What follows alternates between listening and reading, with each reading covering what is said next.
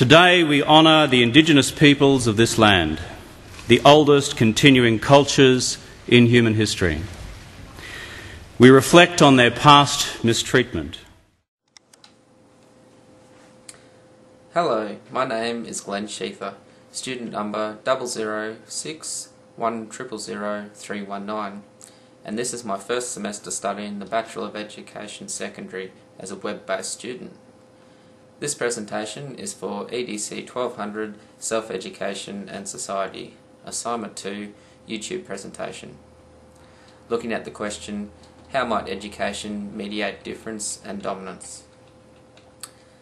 The event I would like to talk about today is the apology to Australia's Indigenous people, presented by Australia's Prime Minister, Mr. Kevin Rudd, on Wednesday, the 13th of February 2008, at Australia's Parliament House, Canberra.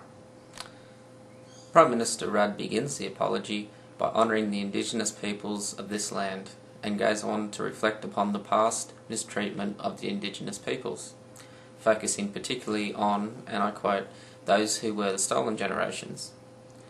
Prime Minister Rudd goes on to acknowledge and apologise for the indignity and degradation inflicted on proud peoples and a proud culture, and how we need to embrace the future and close the gap of all Australians, Indigenous and non-Indigenous, in order to achieve a better life expectancy, educational achievement and economic opportunity. Prime Minister Rudd said yes. A future based on mutual respect, mutual resolve and mutual responsibility.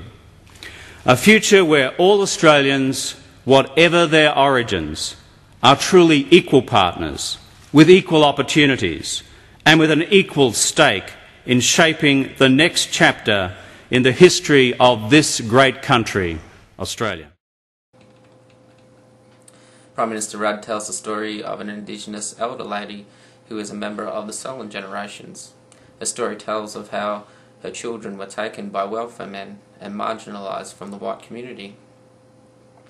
Her story also tells how a few years after they were taken, the children were segregated into missions and forced to be part of different religions, such as Catholic, Methodist, or the Church of England, changing their collective identities, and so forced to adopt a different identity within a new social community in an attempt to lessen the differentiation between two cultures by the Australian government.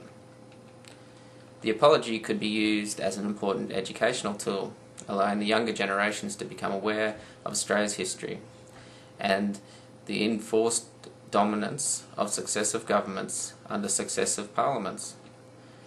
With the younger generation, we could look at how this domination factor was unsuccessful and talk about diversity and the importance of building equality and the positive outcomes of sharing a collective identity which is accepting of all types of individual identities.